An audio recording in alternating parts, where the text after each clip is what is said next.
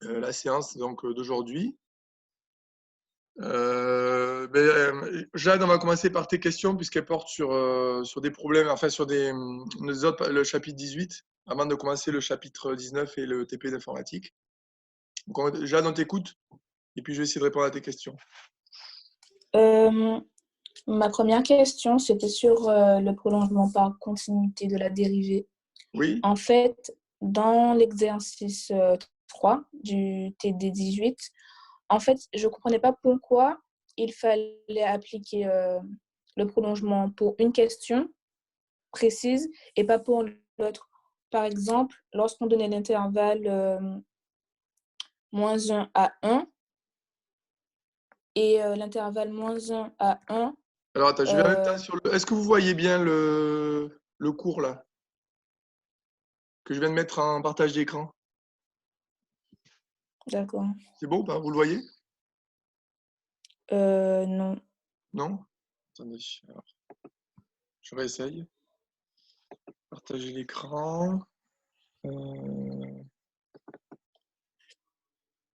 Ah là, c'est peut-être mieux, non? Vous le voyez là? Oui. Là, c'est bon? Oui. Donc, on était sur l'exercice 3 du TD 18. Hein? Voilà. Voilà. Donc, tu disais la question 2, la question 2 et la question 3, c'est ça? Voilà, je ne comprenais pas pourquoi, pour la question 2, Oui. on n'utilisait pas le prolongement, mais pour la question 3 et 4, oui. Parce que, Oui, alors, voilà. Alors, ce qu'il faut bien distinguer sur la question 2 et 3, donc, je vais remettre mes petites flèches là. Question 2, question 3. Voilà, on s'intéresse un peu à ces deux questions qui sont des questions qu'on retrouve souvent au concours. En fait, c'est vraiment c'est la même chose que pour la continuité lorsqu'on faisait la distinction entre continuité globale et locale. C'est-à-dire, en fait, la question 2, c'est vraiment une question de problématique globale. Pourquoi? Parce que sur l'intervalle -1, 1 privé de 0, on a une expression qui est valeur absolue de x sur x fois ln de 1 moins valeur absolue de x. C'est une expression qu'on peut traiter de manière globale. On va dire elle est C1, on pourrait même dire qu'elle est C infini, parce que c'est le produit quotient composé de fonctions de classe C1, et même C infini. Donc là, on n'a pas de problématique de prolongement par continuité de la dérivée. Par contre, sur cette question-là, la question 3, en fait, en vous me demandant de montrer qu'elle est C1 sur -1, 1, en fait, c'est de montrer, j'aurais pu poser la question différemment, en fait, c'est de montrer qu'elle est C1 en 0. Puisque vous avez déjà montré qu'elle est C1 sur -1 privé de 0, donc il reste à montrer qu'elle est C1 en 0. Et là, on utilise le théorème de prolongement par continuité de la dérivée. Je vais faire ça. J'essaie d'aller sur l'autre document. Voilà. Qui est ici. Prolongement par continuité de la dérivée. Qui permet de montrer que la fonction est de classe C1 en 0. Donc, je ne sais pas si Jade, tu comprends mieux maintenant la distinction entre les deux. Alors, la question 4, juste pour terminer là-dessus, la question 4, elle mélange les deux. C'est-à-dire que, en fait, on demande de me montrer qu'elle est C2 sur -1, 1. Donc là aussi, il va falloir faire deux choses, du global sur -1, 1 privé de 0, et du local en 0 en faisant un prolongement par continuité de la dérivée. Alors, comme on doit montrer qu'elle est C2, on est obligé de travailler sur la dérivée et montrer que en fait, la dérivée, c'est 1. Puisque si la dérivée, c'est 1, la fonction est de classe C2. Est-ce que c'est plus clair ou est-ce qu'il y a des questions encore sur ce point? Je peux bien sûr y revenir. Pour moi, c'est bon, normalement. C'est bon? Oui. Alors, tu avais une autre question. Ah oui, alors c'était sur le TD19, ça va y revenir. Il y en avait une autre pour le TD18. Oui, alors c'était laquelle, oui? L'exercice 1.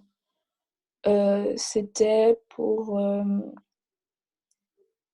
Enfin, attendez, je vais voir. Vous voyez au tableau, là?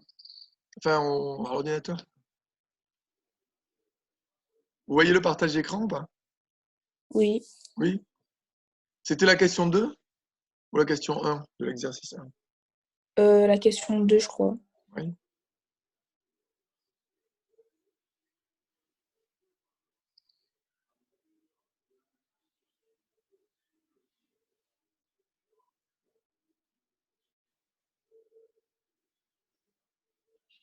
Je crois que c'était la récurrence. D'accord. Oui, là, normalement. Là, En avec une fait, récurrence très rapide, c'est ici? attendez, parce que... Parce que, bon, la question 2, en fait, on utilise la formule de Leibniz pour calculer la dérivée énième. Parce qu'on repère un produit avec quelque chose, j'avais expliqué, qui ressemble un petit peu à la démarche des matrices nilpotentes. C'est-à-dire qu'on a une dérivée du premier facteur qui vaut 0 à partir d'un certain rang. Alors après, effectivement, il y avait une récurrence que j'ai mis très rapide, mais c'est juste la dérivée de l'exponentielle de 2x. Bon, vous pouvez la faire, mais vous pouvez l'affirmer aussi en disant, au concours, vous pouvez dire que c'est une récurrence évidente. Elle est très simple. Et c'est peut-être l'autre question, je ne sais pas trop. Parce que sur celle-là, en fait, bon, c'est vrai que non, oui. c'était sur une récurrence où vous aviez appliqué une formule, je crois que c'était alpha Ah oui. U. Et en fait, j'avais pas compris parce que moi, je trouvais enfin, mon résultat était négatif, alors que... Non, le vôtre était négatif, alors que le mien était positif, et je pense que j'utilisais mal la formule.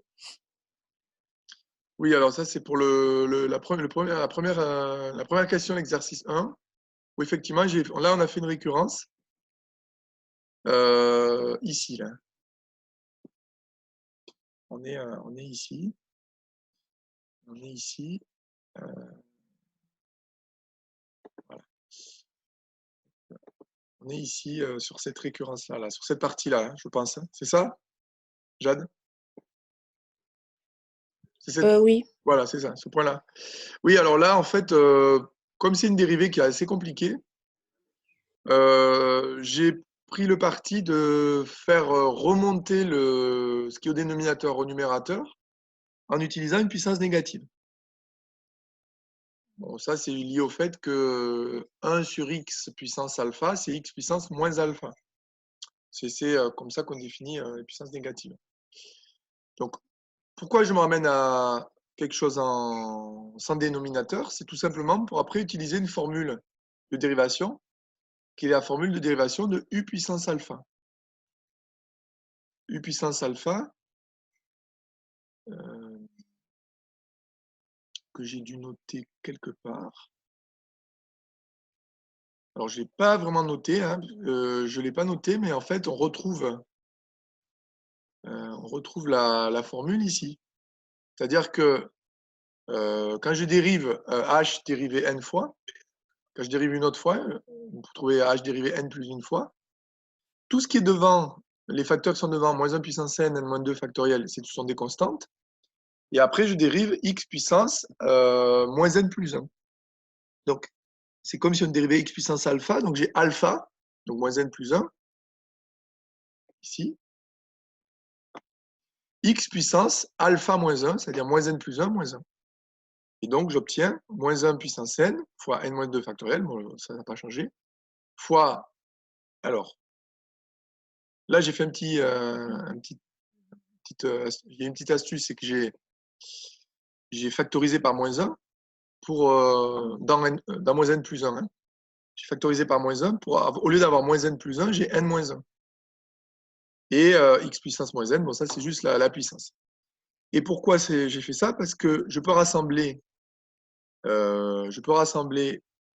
les puissances de moins 1, et j'obtiens donc moins 1 puissance n fois moins 1 puissance fois moins 1, ça fait moins 1 puissance n plus 1. Et pour les factoriels, j'utilise le fait que n moins 2 factoriel fois n moins 1, ça fait n moins 1 factoriel. Et enfin, je fais redescendre le x puissance moins n au dénominateur pour avoir x puissance n. Et ça me permet d'avoir la formule au rang n plus 1. Est-ce que c'est plus clair? Oui, c'est bon normalement. C'est bon?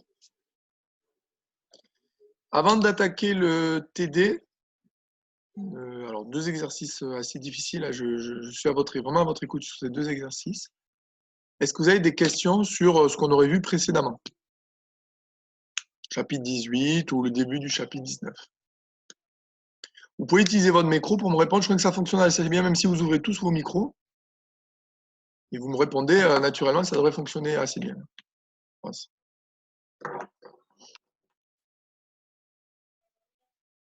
N'oubliez pas de désactiver vos micros parce que sinon, je n'entends pas, moi.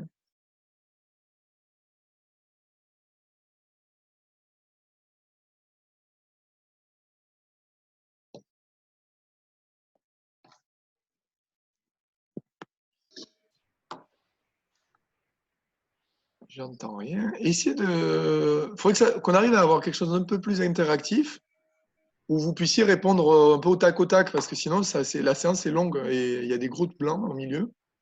Donc là, par exemple, je vous ai demandé est-ce que vous avez des questions sur ce qu'on a vu précédemment? Vous répondez oui ou non. C'est tout. Hein. Et si vous n'activez pas votre micro, je ne pourrais pas entendre.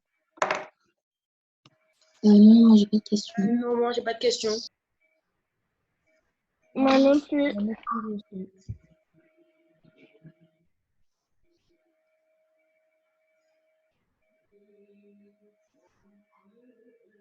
D'accord, donc on va passer au TD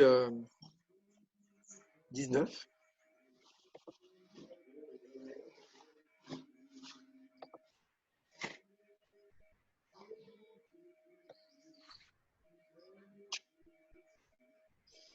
Voilà, donc là je vous écoute sur le TD. Bon, on va les reprendre un petit peu en détail, mais est-ce que vous avez déjà des questions? Est-ce que vous avez eu des difficultés sur ce TD?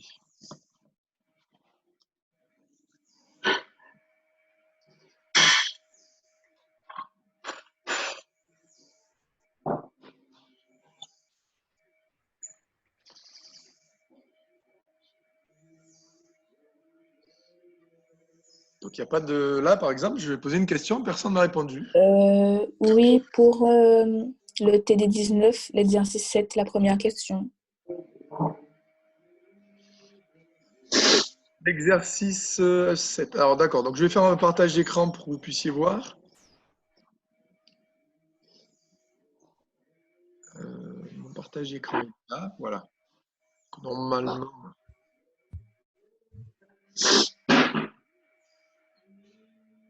Alors, par contre, pensez peut-être à couper vos micros quand vous parlez pas, pour pas qu'on entende trop de bruit de fond.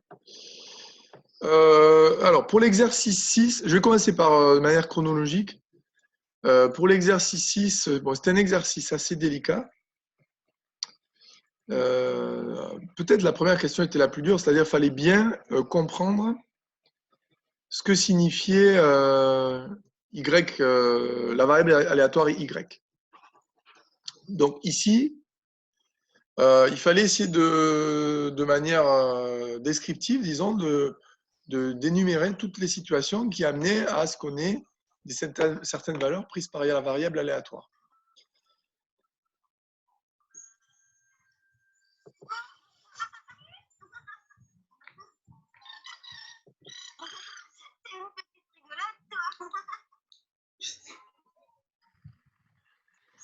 Oui, alors, Y, ça mesurait le nombre de clients satisfaits. Comme vous n'aviez que 2 voitures disponibles au maximum, vous pouviez avoir au maximum 2 clients satisfaits. Après, vous pouvez en avoir 0 ou 1. Après, j'ai décrit ici, donc en 3 points, les différents événements qui amènent aux différentes valeurs de la variable aléatoire. Donc, si Y vaut 0, ça signifie qu'aucun client n'a obtenu satisfaction. Donc là, ce qu'il faut essayer de faire, c'est essayer de décrire toutes les situations possibles. Il faut voir qu'il y a 2 situations. Il y a l'offre et la demande ici. C'est-à-dire, il y a les clients qui se présentent et, on va dire, la demande. et l'offre, c'est-à-dire les voitures disponibles. Les voitures disponibles, il y en a au maximum 2. Elles tombaient parfois en panne, ou elles étaient en réparation, ou elles n'étaient pas disponibles à certains moments, avec une certaine probabilité. Donc, par exemple, pour y égale 0, on a 2 situations qui amènent à ce qu'on ait y égale 0. Soit aucun client ne s'est présenté, donc là, dans ce cas-là, il n'y a aucun client satisfait. Soit vous avez au moins un client qui s'est présenté et aucune voiture qui était disponible. Donc, et même chose pour les autres, pour y égale 1, y égale 2. Donc, à partir de cette description, je vais aller m'appuyer sur des événements pour calculer des probabilités. Les probabilités qu'on va calculer ici.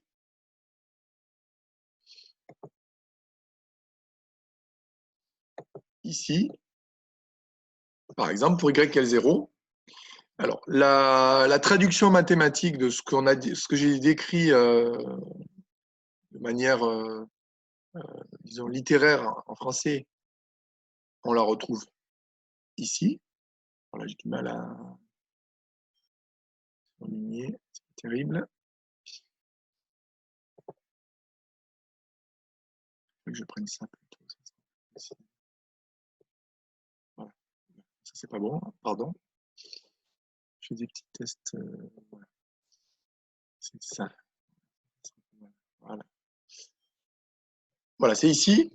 Alors, comment j'ai traduit mathématiquement les phrases? J'ai dit, bon, x égale 0, ça signifie qu'aucun client s'est présenté. Donc, je traduis la première phrase. Et la deuxième phrase, qui disait au moins un client s'est présenté, c'est x supérieur ou égal à 1. Et on le traduit par intersection, aucune voiture disponible, V1 bar, intervalle de barre. V1 c'était la voiture 1 est disponible, V1 bar, la voiture 1 n'est pas disponible, et la voiture 2 n'est pas disponible.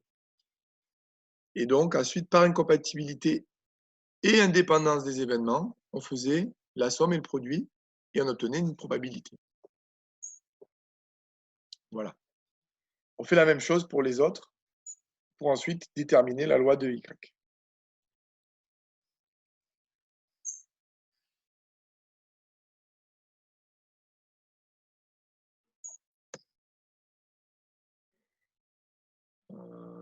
Attendez, parce qu'il y a ce problème. Voilà. OK. Donc, les calculs, là, on pourra y revenir si vous avez besoin. Donc, c'était le même principe avec des calculs plus ou moins difficiles.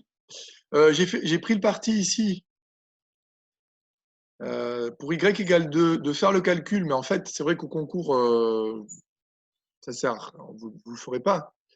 Pourquoi vous ne le ferez pas? Pourquoi vous ne le ferez pas ici? Parce qu'il suffit de passer par l'événement contraire. Bon, là, je l'ai fait pourquoi? Pour vérifier qu'on trouve bien une loi de probabilité à la fin, c'est-à-dire que la somme des probas vaut 1. Voilà, même si vous êtes un temps limité, il ne faut pas le faire, hein. Vous allez perdre du temps. Et puis ensuite, alors déjà, enfin, on ne peut pas passer à l'espérance ensuite. Bon, l'espérance de Y, calcul l'espérance classique, hein. Là, il n'y a pas de difficulté, là, c'est une loi finie avec, qui prend 3 valeurs. Et l'espérance, alors ce qu'il faut comprendre, c'est que l'espérance, c'est le nombre moyen de personnes satisfaites en une journée. Ça voudrait dire, enfin, ce qu'il faut comprendre, alors ça on y reviendra un petit peu plus tard en deuxième année, c'est lié à ce qu'on appelle la loi des grands nombres. Ça veut dire que si on a, alors c'est sûr que sur une journée, vous n'aurez pas cette moyenne. Vous aurez soit 0, soit 1, soit 2 personnes. Mais si on est sur 1000 jours, 10 000 jours, c'est-à-dire des grands effectifs, on va tendre vers l'espérance, vers la valeur moyenne. Donc pour avoir la marge brute moyenne journalière, il faut prendre le nombre moyen de personnes satisfaites. Donc ici, 417 sur 350. Et le multiplier par la marge brute par voiture ou par personne satisfaite. Et on obtient la marge brute moyenne. Ici. Voilà. Est-ce que sur cet exercice, il y a des problèmes, des choses... Monsieur, Oui. pourquoi on ne peut pas dire, pour la première question, 2 clients se sont présentés, mais aucune voiture était disponible? Alors, 2 clients sont présentés et aucune voiture n'est disponible. Je l'ai dans... Alors, je reviens hein, sur le... Je reviens sur... On l'a dans ce que j'ai décrit. Hein. On l'a dans ce que j'ai décrit ici.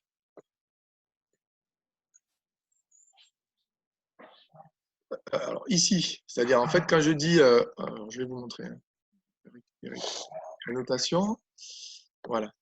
Quand je dis au moins un client s'est présenté, dans au moins un client s'est présenté, j'inclus un seul client s'est présenté, ou 2 clients se sont présentés, ou 3 clients se sont présentés. Ça m'évite d'avoir plein d'événements à décrire. Au lieu de décrire 3, c'est-à-dire un client, 2 clients, 3 clients, je résume ça sous la forme de au moins un client.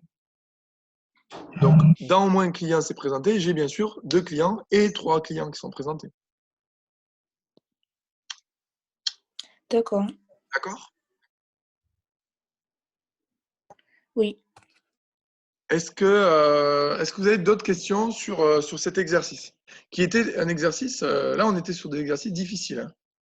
On est sur des exercices, ce qu'on appelle des exercices d'optimisation. Bon, vraiment, en plus là, pour le coup, c'est vraiment des exercices liés à des problématiques économiques.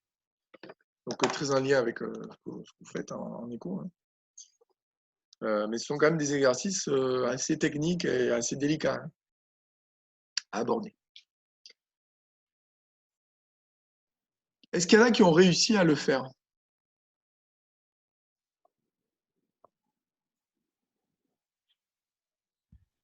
Ah, connexion Internet stable.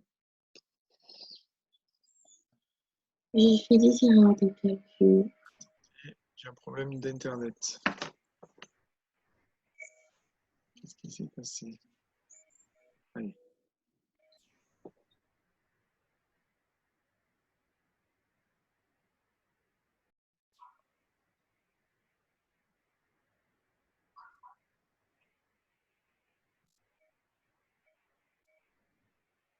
J'ai eu un petit problème d'Internet. Est-ce que c'est bon pour vous?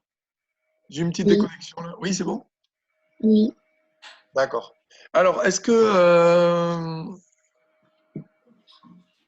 ok.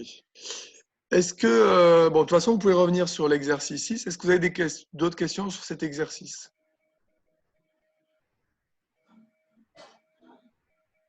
Je comprends pas pourquoi pour calculer, c'est Laetitia, hein. Pour calculer y est égal à 2, P de y égal à 2, vous avez fait y supérieur ou égal à 2 fois les autres variables. J'ai pas très bien entendu ta question, Laetitia. Alors, pour vérifier, Ah, vous avez vérifié P, Y est égal à 2. oui. Sauf que je n'ai pas compris pourquoi vous avez multiplié P, Y supérieur ou égal à 2 fois les autres probabilités. D'accord. Donc, je vais revenir là. Sur P de Y égale 2. Alors, je vais revenir là-dessus. Ok. Alors, voilà. Alors, Y égale 2, ça signifiait que vous aviez 2 clients qui étaient satisfaits. Alors, pour le coup, 2 clients satisfaits, ça veut dire qu'il faut qu'on ait déjà les 2 voitures de disponibles. Et ensuite, il faut aussi qu'on ait au moins 2 clients qui se soient présentés. Si vous n'avez qu'un seul client qui se présente, vous ne pouvez pas avoir 2 clients de satisfaits. Donc, on a eu ces 2 conditions. Au moins 2 clients se sont présentés et les 2 voitures sont disponibles. Donc, quand j'ai calculé la probabilité, ici, donc on est ici, voilà, Donc, je traduis par, disons, langage mathématique les phrases que j'ai données tout à l'heure. Au moins 2 clients se sont présentés, ça veut dire que ça correspond à la variable aléatoire x supérieur ou égal à 2. Et les voitures sont disponibles, V1 inter V2. Comme les événements sont indépendants, c'est pour ça que je suis passé par le produit ici, les événements sont indépendants. Alors, c'était peut-être pas donné dans l'énoncé, mais on peut le déduire de l'expérience aléatoire. Le fait que les clients se présentent n'impacte pas le fait que les voitures soient en panne ou pas. Donc, cette indépendance d'événements fait que je peux avoir le produit de probabilité et ensuite, ben, je multiplie tout. Voilà, je ne sais pas si c'est plus clair. Oui, ça va, merci. Est-ce que vous avez d'autres questions sur cet exercice?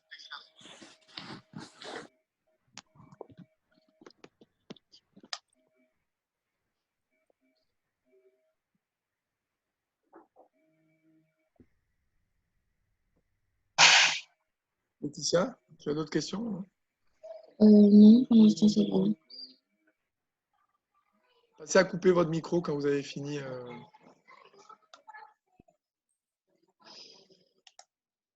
Alors, on peut aussi voir l'exercice 7, qui était un exercice très, vous avez dû voir, très d'actualité.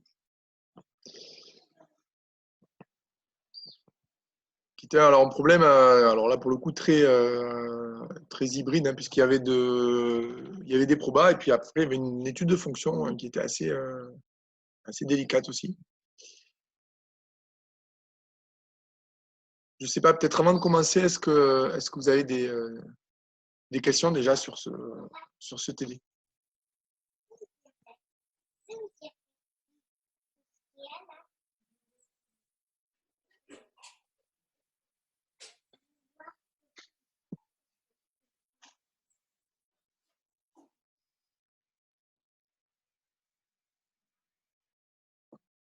Est-ce que vous avez des questions sur l'exercice 7?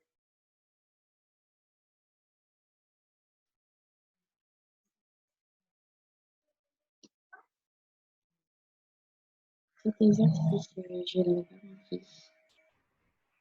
J'ai pas entendu, Laetitia. Cet exercice, je ne l'avais pas compris. Je n'ai pas compris, d'accord. Vous voulez que je le reprenne en détail? Oui, s'il vous plaît. D'accord. Oui, s'il vous plaît. Oui, monsieur, s'il vous plaît. Alors, ici, vous avez vu, on a en fait, on propose une manière de dépister une maladie que l'on a au sein d'une population en effectuant une analyse d'un mélange de sang. Alors, l'intérêt, il est que si le mélange de sang est négatif, vous n'avez pas besoin de tester chaque individu. Donc, jusqu'à, on va dire, un certain seuil, ça peut être rentable, intéressant, de tester des mélanges de sang. Par contre, c'est vrai que si il suffit qu'il y ait un seul individu qui soit positif, pour que pour le coup, on soit obligé de tester tout le monde. Donc, au lieu de faire la méthode classique, disons, on teste le sang de chaque individu, donc on fait N tests. Si le mélange est positif, il faut faire N plus 1 test, parce qu'on aura fait le test sur le mélange, plus le test sur individuel, on va dire. Ici. Donc, nous, on va essayer, c'est vraiment une problématique d'optimisation. On va essayer de déterminer la loi de Xn. C'est une loi probabiliste puisque c'est une loi, enfin, oui, probabiliste. On a quelque chose d'aléatoire, hein, puisqu'on a une certaine prévalence de la maladie au sein de la population qui est de 5%. Et on va essayer de voir à partir de quel seuil il est plus intéressant de passer de l'une à l'autre des méthodes. Voilà, donc c'est vraiment un problème d'optimisation très concret, quoi. Alors, je vais descendre. Comment je fais? Voilà. Voilà, j'efface ça. Donc, on s'intéresse à la variable xn. Xn, la variable aléatoire xn, elle prend deux valeurs. C'est une loi finie qui prend que deux valeurs. Elle prend la valeur 1 et la valeur n plus 1. J'ai décrit ici et là, comme tout à l'heure, avec des phrases, ce que signifiaient ces deux valeurs. 1, ça signifie qu'on fait un seul test sur le mélange des sangs, et comme je vous l'ai expliqué tout à l'heure, il est négatif, donc je m'arrête là. Je n'ai pas besoin de tester chaque individu. N plus 1, ça signifie que le test des sangs, le mélange des sangs est positif. Il faut alors faire un test individuel. Donc j'ai n tests individuels plus le test collectif. J'introduis un événement AK pour pouvoir travailler, qui est l'événement, l'individu numéro K, enfin le Kème individu, est malade.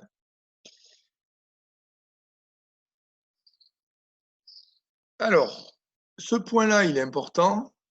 Je n'avais pas précisé dans l'énoncé. C'est vrai qu'en même temps, généralement, c'est un exercice que j'avais prévu plutôt donner en TD. Donc, je peux vous expliquer en direct.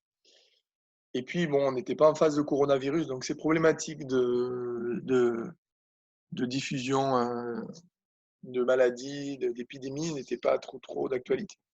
Mais là, en fait, on considère que les événements AK sont indépendants.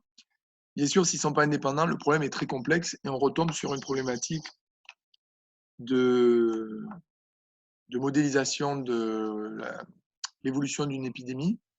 Et ça, c'est un problème très compliqué. Je vous avais envoyé un petit dossier de l'École normale supérieure là-dessus. C'est bien au-delà de ce qu'on peut faire en classe préparatoire. Donc, par contre, le fait de considérer que c'est indépendant, c'est pas quelque chose d'incohérent au niveau médical. Si on prend le cas du coronavirus, par exemple, c'est la problématique qui est en train de se poser actuellement, c'est-à-dire pouvoir tester les gens qui ont été malades et donc qui ont développé des anticorps dans leur sang, mais qui ne peuvent plus, sont des gens qui ne peuvent plus a priori transmettre la maladie. C'est ce qui est prévu dans les mois à venir en France, dès lors que les scientifiques auront affiné les protocoles de test, de manière à tester avec une prise de sang, tester les individus de manière à savoir s'ils ont eu ou pas le coronavirus. Donc là, du coup, on a des événements qui sont indépendants, puisque le fait qu'une personne ait eu le coronavirus, de manière, disons, passée, hein, il ne peut plus le transmettre, donc on a des événements qui sont indépendants. Parce qu'il ne peut pas le transmettre à une autre personne. Et ça, c'est dans le cas, bien sûr, où la personne a été atteinte par le coronavirus et n'est plus porteur de la maladie, ne peut plus le transmettre. Dans ce cas,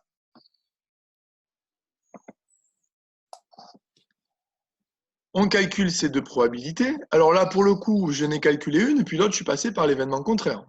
C'est ce que j'ai que deux événements.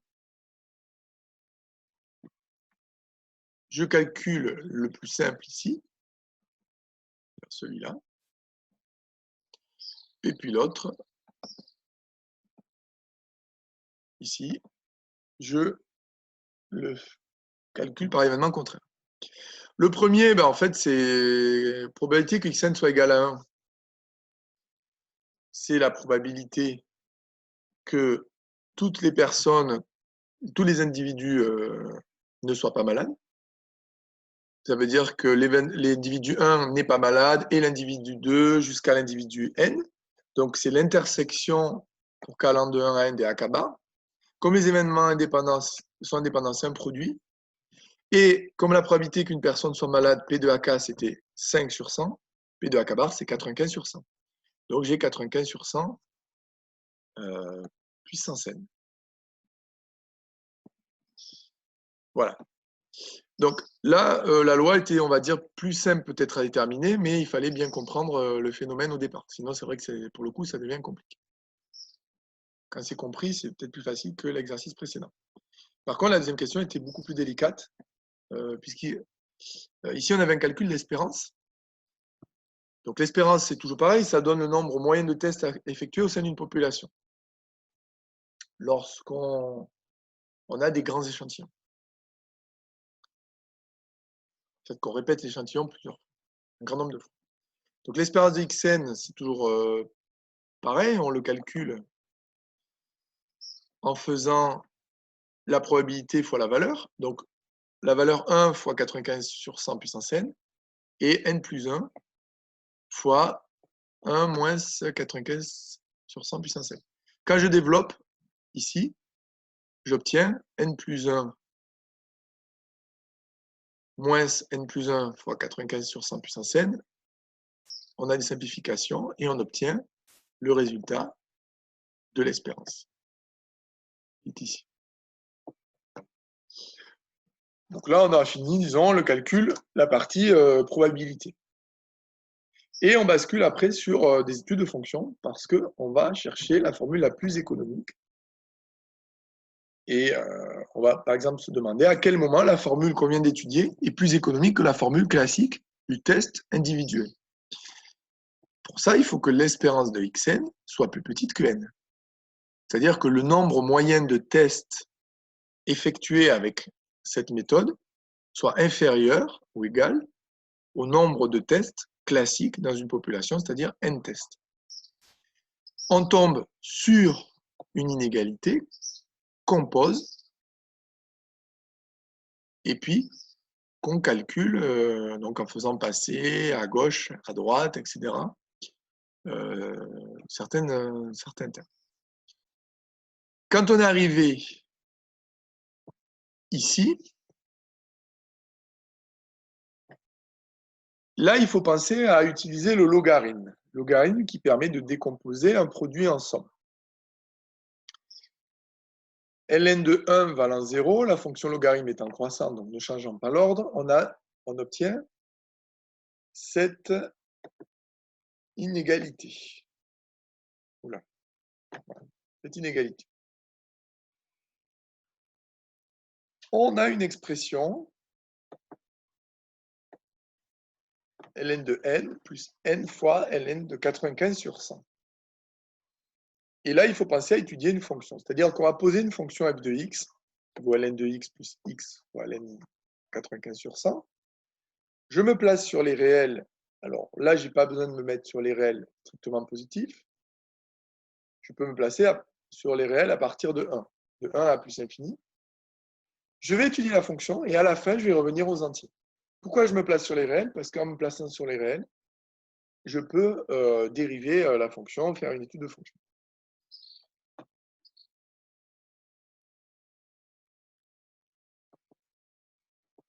Donc là, je fais mon étude de fonction. Donc l'étude de fonction classique, on va dire, mais assez délicate quand même. Je vais la dériver.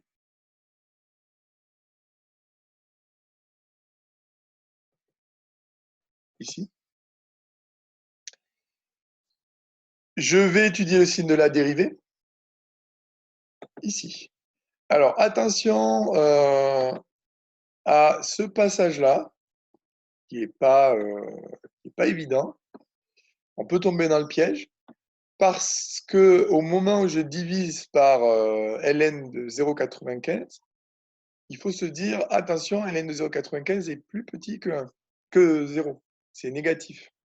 Parce que 0,95 est plus petit que 1, et la fonction logarithme étant croissante, et que ln de 1 vaut 0, ln de 0,95 est négatif. Donc il faut penser à changer l'ordre. Je calcule aussi la limite en plus l'infini. Pour ça, on a une forme indéterminée, donc il faut penser à factoriser par x pour utiliser une croissance comparée. Tout ceci étant fait, on est en mesure de faire le tableau de variation. Alors, il s'est un petit peu décalé là, je n'ai pas réussi à bien tout mettre aligné. On a une fonction qui est donc croissante, puis décroissante. ici. Fonction croissante puis décroissante. Ne perdons pas de vue qu'on doit déterminer les valeurs de x pour lesquelles f de x est plus grand que 0. Alors, ln de 0,95 est négatif. J'ai donné f de 2. On travaille, n'oublions pas qu'à la fin, on travaille avec des entiers. Donc, après 1, il y a 2. Quand on est sur les entiers. ln de 0,95 est négatif, mais ln f de 2 est positif. Donc, ça veut dire que comme f de 2 est positif et que la fonction f est croissante sur le premier intervalle d'étude,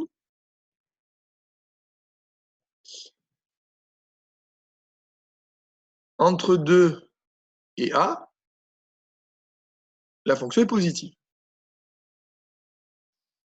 Ensuite, entre a et plus infini, f de a est positif et la fonction tend vers moins l'infini. Donc, il y a un moment où elle va s'annuler.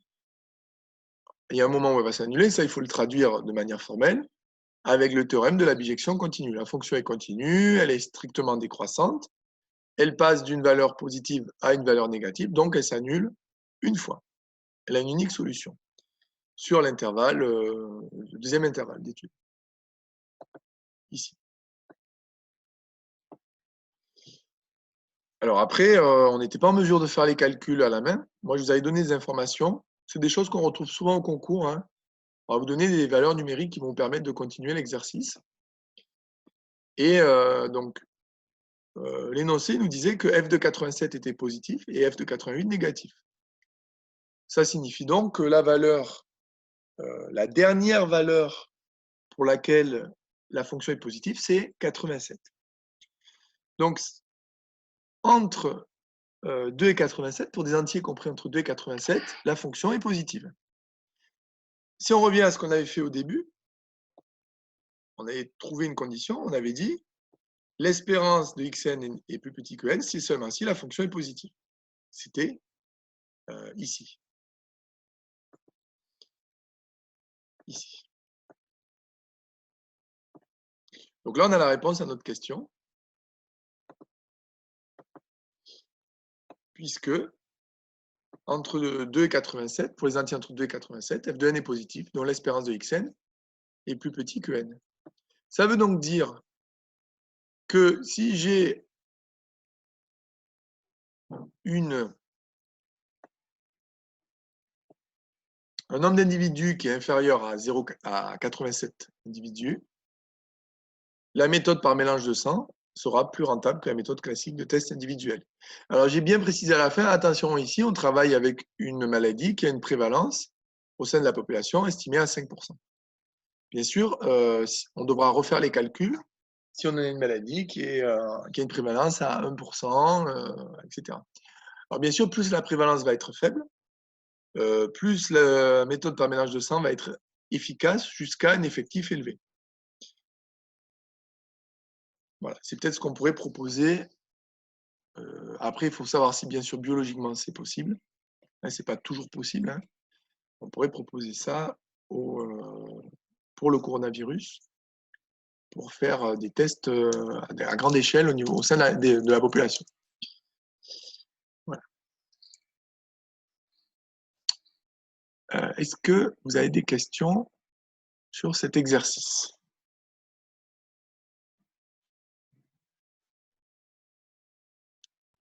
Non, monsieur.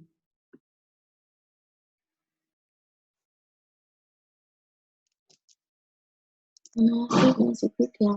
Non, moi, ça va. Ça va? Moi, c'est bon. Oui, c'est bon. Est-ce que vous avez bien reçu le DM pour les vacances?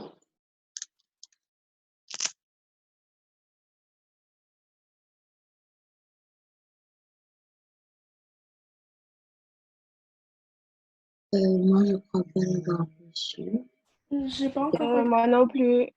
Je Non, n'ai pas l'ai reçu. J'ai pas reçu. Pas reçu. Ah, mais j'ai pas. Ah, mais il faut que j'ai oublié de l'envoyer alors.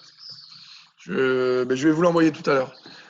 Je vous enverrai le devoir maison que vous me rendrez. Ah oui, effectivement, j'ai oublié de l'envoyer hier. Je vous l'envoie tout à l'heure. ben, c'est le devoir maison que vous aurez à faire pendant les vacances et vous me le rendrez le vendredi 24, je crois, 24 avril. Voilà, donc c'est le travail que vous aurez à faire pendant les vacances. On va revenir sur le TP d'informatique, hein, parce qu'on a encore le TP à faire. Donc le travail à faire, ça sera donc le DM. Comme je vous ai expliqué, moi, il y a de fortes chances que, je pense, on continue à travailler comme ça à la rentrée.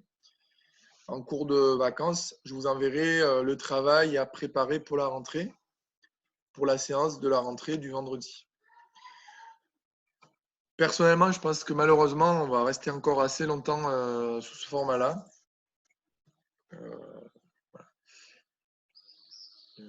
Même s'il y a un déconfinement partiel à partir d'un certain moment, je pense que les écoles, enfin les lycées, etc., rentreront en dernier.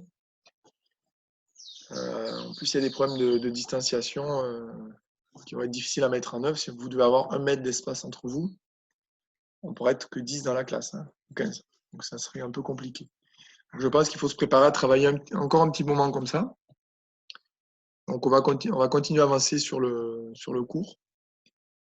Mais bon, j'attends de voir un peu les annonces du gouvernement pendant les vacances. Et puis à ce moment-là, je vous enverrai les documents. Alors, on va travailler sur le TP d'informatique, qui est ici. Alors, qui était un TP, je vous avais donné le TP en entier. C'est pour ça que j'avais donné un petit peu moins de travail. Vous n'ayez pas de cours, par exemple. C'est vrai que le TP était un peu long. Alors, j'ai envoyé le corrigé. Vous avez dû le lire. Bon, le premier exercice, c'était vraiment un exercice de manipulation sur la console. Donc là, je pense que vous n'avez pas eu de problème. On avait déjà vu les opérations pointées. Pas de grandes nouveautés ici. Bon, s'il y a des questions, bien sûr, vous me posez des questions, hein, si vous n'avez pas compris. L'exercice 2, c'était un petit exercice pour tracer une fonction sans utiliser, pour tracer la courbe représentative d'une fonction sans utiliser la procédure function. Alors l'idée, en fait, c'était de générer une matrice.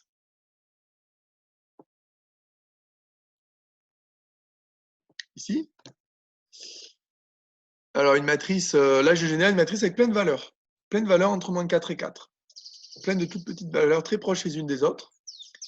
Ensuite, j'utilise une opération pointée pour calculer une autre matrice Y qui prend toutes ces valeurs et qui les élève au carré.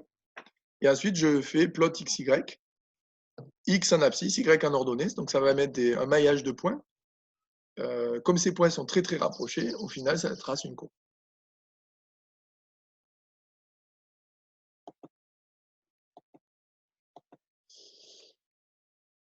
L'exercice 3, c'est un exercice de proba. Donc, il y avait des maths, hein, c'est pour ça que je vous ai donné aussi tout le TDP. Ça permettait de bien revoir ce qu'on a fait en proba. Vous aviez une variable aléatoire qui prenait la somme des points obtenus. C'est-à-dire, vous lancez 2 dés et vous avez une variable aléatoire qui compte le nombre de points obtenus. Donc, on a introduit oméga AP, l'espace probabilité. X oméga, c'est 2, 12. Pourquoi? Parce que la somme des points, elle va de 2 à 12. Hein. Vous lancez 2 dés. Donc, le maximum, c'est 12, le minimum, c'est 2. Après, pour modéliser, on pouvait prendre un tirage successif. Oméga, c'était 1, 6 au carré. Le cardinal méga, c'était 36. Ça, vous êtes habitué à ça, c'est du dénombrement. Et ensuite, pour chacune des valeurs prises par la variable aléatoire, on compte toutes les issues possibles.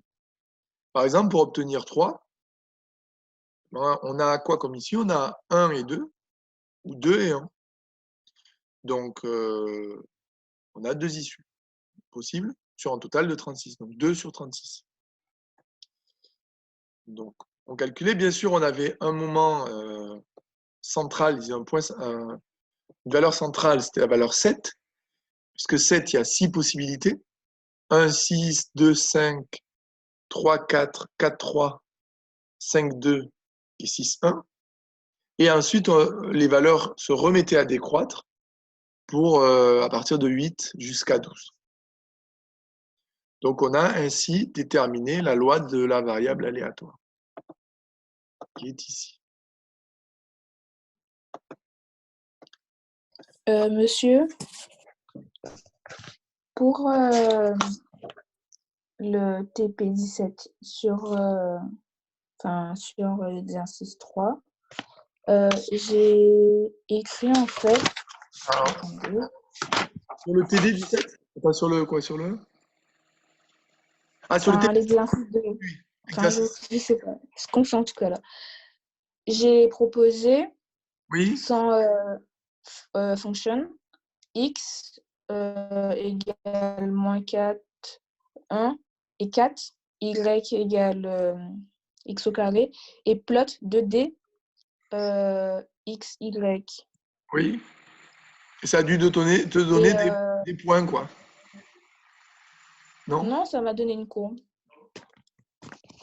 Mais sauf que j'ai utilisé plot 2D. Ouais, mais ça t'a donné une courbe avec un peu grossière, non? C'est pas avec des segments? Non. Euh, Alors, attends, est-ce que tu peux me répéter le. J'ai écrit x égale moins 4, 2.1, 2.4, Et oui, y égale.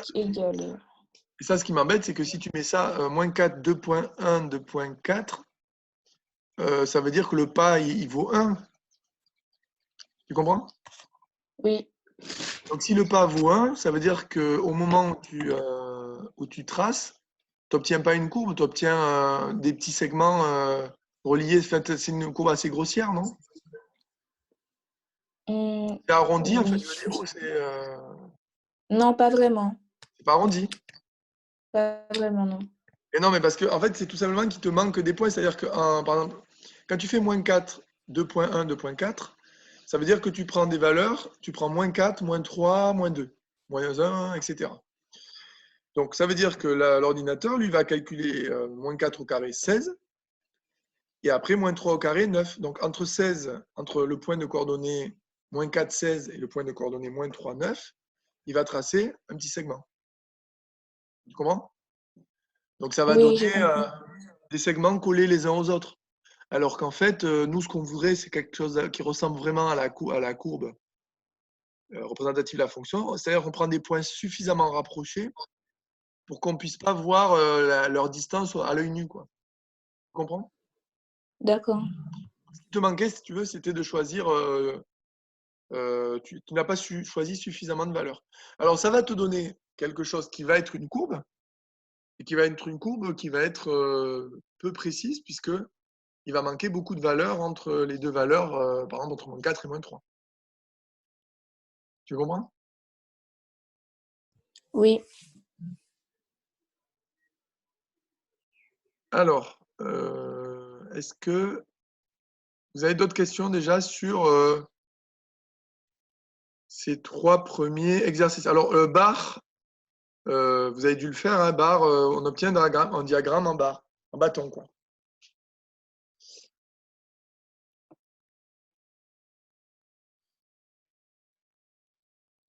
L'exercice 4, c'était un exercice d'écrit comme. Donc, vous avez dû le chercher, hein. Exercice d'écrit comme de 2015. C'est un extrait hein, d'un exercice. Donc, je rappelle un petit peu le contexte, hein. On a un entier naturel, supérieur à 3. On a 2 urnes qui contiennent chacune n boules. L'urne U1 contient n-1 boule blanche et une boule noire, et l'urne U2 contient une boule blanche. On effectue des tirages sans remise dans l'urne U1 jusqu'à l'obtention de la boule noire. Comme c'est un tirage sans remise, c'est une loi finie. Au minimum, il faudra un tirage, et au maximum, n tirages. Un tirage, c'est on a la boule noire au premier tirage, et n tirages, c'est on a eu que des boules blanches, et puis à la fin, on obtient une boule noire.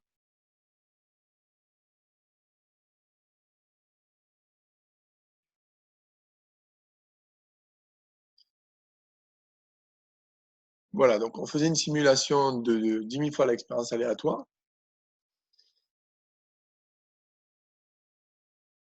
Alors ici, dans le programme, ce qu'il faut comprendre, c'est qu'ici, on va générer une matrice ici avec que des zéros.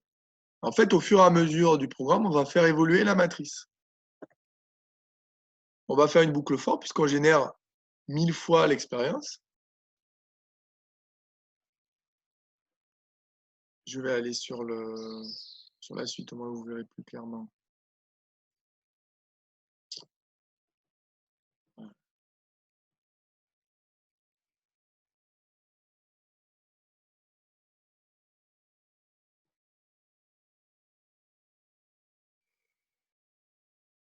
Alors peut-être est-ce que vous avez déjà des questions sur ce programme parce qu'il n'était pas forcément évident.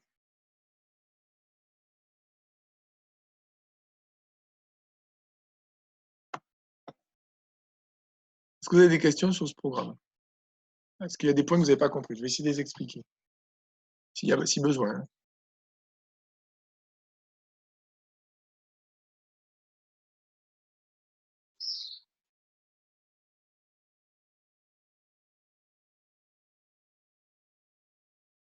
Moi, ça va. Bon, je vais quand même juste préciser 2-3 points. Ici, on crée une matrice avec que des zéros. On fait une boucle for.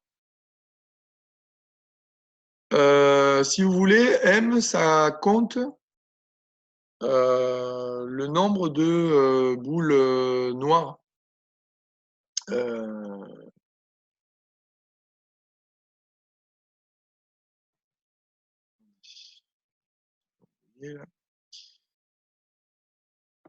Pardon, le nombre de boules contenues dans l'urne. J'étais un petit peu perdu dans mon exercice. Ouais, M, c'est le nombre de boules contenues dans l'urne. Donc, l'urne, à chaque fois, on retire une boule. Donc, là, la clé, c'est un peu cette question. Hein. C'est ce point-là, cette ligne-là. Attendez, pardon. CTRL Z. Qui disait ça? C'est cette ligne-là. À l'instant T, on va avoir M boule dans l'urne.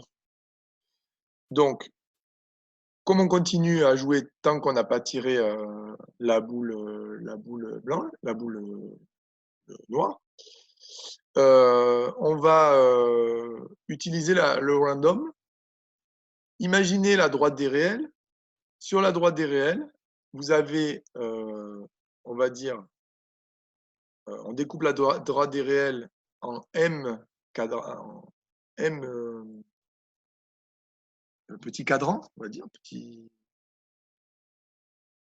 espace. En fait, ça, pour ça, il faudrait que je puisse le faire au tableau. Et en fait, on a une chance sur M d'avoir la boule noire et M-1 sur chance sur M d'avoir les autres boules. Donc, tant que le random est supérieur à 1 sur M, on va continuer à tirer. Et on va faire diminuer le nombre de boules de l'urne jusqu'à ce qu'on obtienne la boule souhaitée. Ensuite, ici, on intervient dans la matrice SI en rajoutant SI plus 1. On rajoute une valeur. Ça permet de compter. Et ensuite, on va faire display S sur 10 000 pour avoir la valeur moyenne.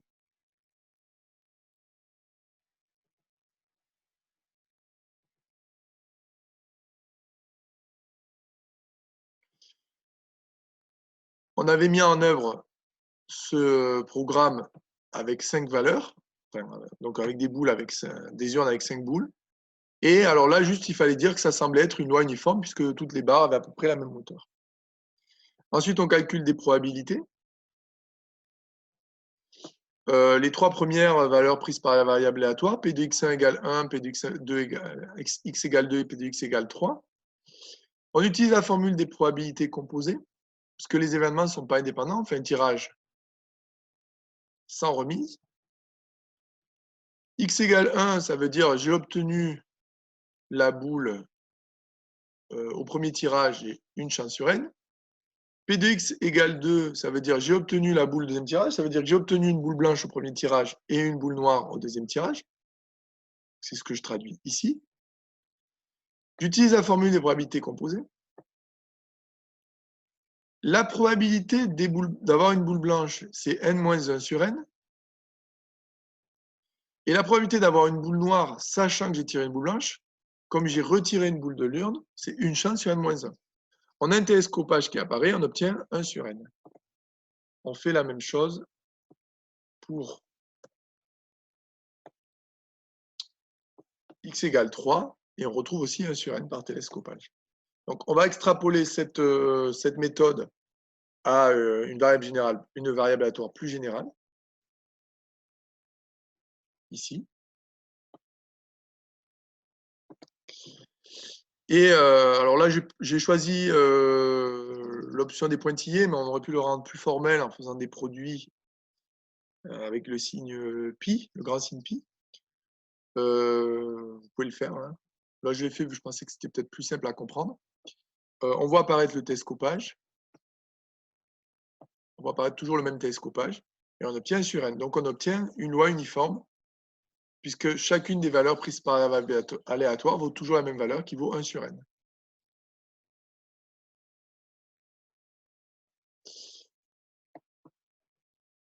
Pour calculer le nombre moyen de tirage, il faut calculer l'espérance. L'espérance, c'est la somme des k p de x égale k. Comme les probabilités sont des constantes, ici, on va factoriser, ici. Et donc, on obtient la formule de la somme de k allant de 1 à n de k. C'est une somme classique. Ça vaut n fois n plus 1 sur 2. Les n se simplifient, il reste n plus 1 sur 2. Et on obtient l'espérance. Voilà. Est-ce que vous avez des questions sur ce TP?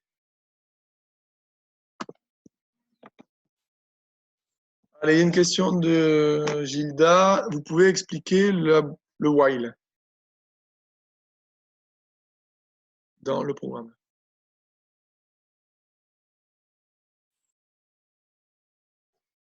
Alors, le while dans le programme,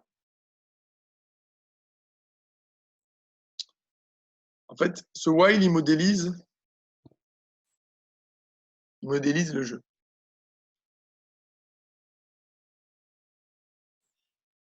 Il modélise le jeu. Je vais mettre un jeu, quoi, c'est-à-dire une partie. On a introduit un compteur.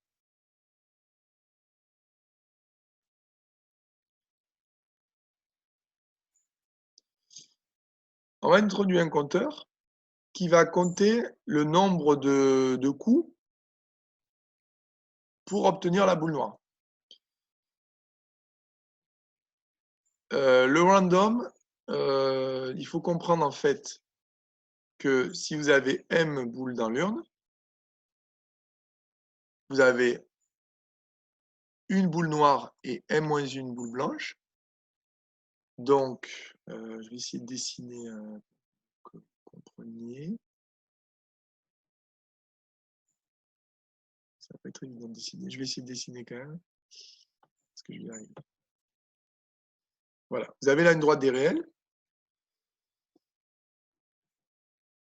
Ici, vous avez, je vais essayer de dessiner comme ça. Voilà. Là, vous avez 0. On va y arriver. Là, vous avez 0. Là, vous avez 1.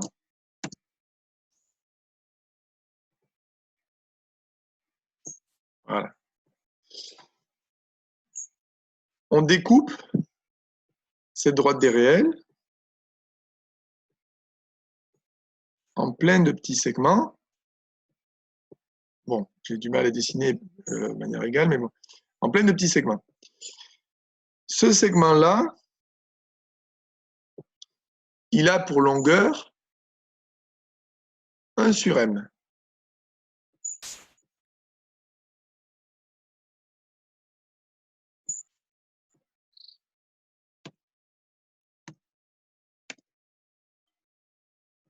Bon, ça aurait dû être un peu plus régulier. Voilà. Et donc, quand je tire, au hasard, c'est-à-dire random quand je fais random. Ça veut dire que je tire une valeur quelconque au hasard, tac, entre 0 et 1. Et je dis quoi? Je dis que si cette valeur elle est plus grande que 1 sur n, c'est-à-dire, là c'est le cas, hein, plus grande que 1 sur n, je continue. Donc, je vais associer toute cette partie de ma droite des réels aux boules blanches.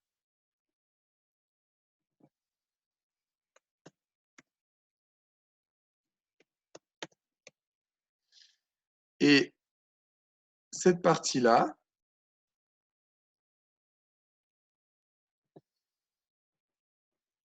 aux boules noires.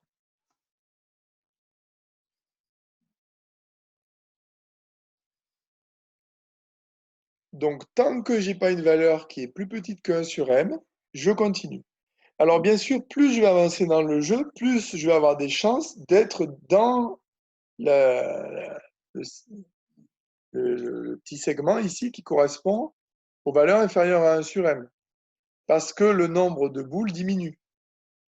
Au pire des cas, à la fin, j'aurai 2 boules. Donc, j'aurai un demi. Et puis, vraiment, au pire des cas, si je ne suis pas là-dedans, j'aurai plus qu'une seule boule. M égale 1.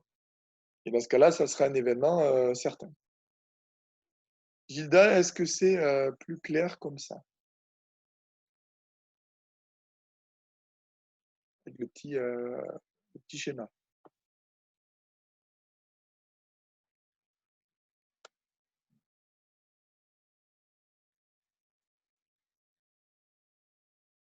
Gilda, est-ce que tu as compris?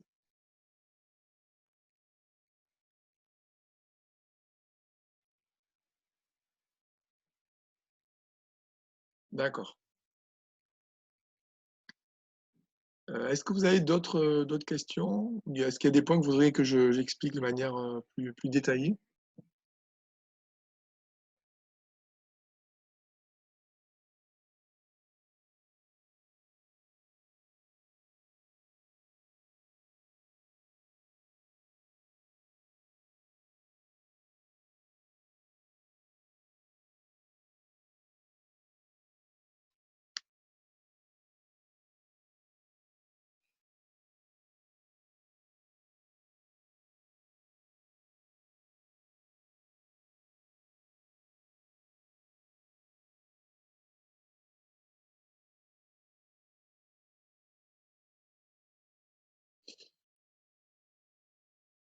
Bon, mais si c'est bon, je vous souhaite de bonnes vacances.